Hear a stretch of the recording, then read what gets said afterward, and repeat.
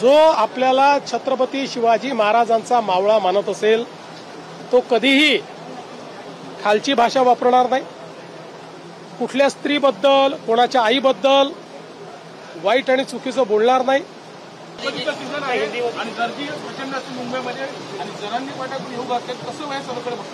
असं आहे की लोकशाहीमध्ये आंदोलन करण्याचा सगळ्यांना अधिकार आहे, त्यामुळे लोकशाही पद्धतीने कोणी आंदोलन करणार असेल तर सरकार कोणाला रोखणार नाही। मात्र त्याचवेळी हिंदूंचा सगळ्यात मोठा सण हा गणेशोत्सव आहे, त्यामुळे अशा प्रकारचा हा जो सण आहे या सणात कुठलं विघ्न येऊ नये अशा प्रकारची आमची अपेक्षा आहे। आणि मला विश्वास आहे की या ठिकाणी आंदोलकही हिंदूंच्या या महत्त्वाच्या सणामध्ये म्हणजे गणेशोत्सवामध्ये कुठलाही खोडा घालणार नाहीत। कारण आपण सगळे मागण्या वेगवेगळ्या असतील पण छत्रपती शिवरायांचे मावळे आहोत आणि छत्रपती शिवरायांनी त्यांच्या राज्यामध्ये हिंदूंचे सण हे साजरे करण्याकरता कोणतेही विघ्न कधी येऊ दिले नाही। किंबहुना अनेक ठिकाणी जिथे विघ्न आलीत किंवा परकीय आक्रमकांनी आणलीत त्या ठिकाणी त्यांचा निपात करण्याचं काम हे त्यांनी केलेलं आहे।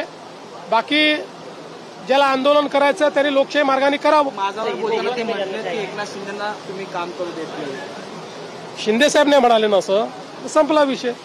माझं आणि शिंदे साहेबांचं चांगलं आहे आणि कोणी कितीही मध्ये विस्तव टाकण्याचा, काड्या टाकण्याचा, आऱ्या टाकण्याचा, बांबू टाकण्याचा, काही टाकण्याचा प्रयत्न केला तरी काही होणार नाही। आम्ही सोबतच आहोत। सर, तुम्ही जसं म्हणालात की प्रत्येकाला आंदोलन करण्याचा अधिकार आहे, मात्र मनोज जरांगे पाटील वारंवार एकदम खालच्या पातळीवर जाऊन तुमच्यावर टीका करतात, सगळ्या गोष्टी करतात। त्यांना बळ नेमकं कोण पुरवतंय हे वारंवार ते सतत करत आलेलं आहे। मी एवढंच म्हणेन की जो आपल्याला छत्रपती शिवाजी महाराजांचा मावळा मानत असेल तो कधीही खालची भाषा वापरणार नाही, कुठल्या स्त्रीबद्दल कोणाच्या आईबद्दल वाईट आणि चुकीचं बोलणार नाही।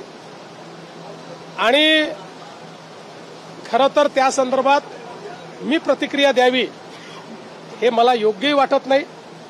प्रत्येकाचं बोलणं त्यांना लखलाभ। माझ्या पाठीशी आईचा आशीर्वाद, माझ्या पाठीशी अंबाबाईचा आशीर्वाद, माझ्या पाठीशी आई भवानीचा आशीर्वाद आणि माझ्या पाठीशी या ठिकाणी संपूर्ण महाराष्ट्रातल्या जनतेचा आशीर्वाद।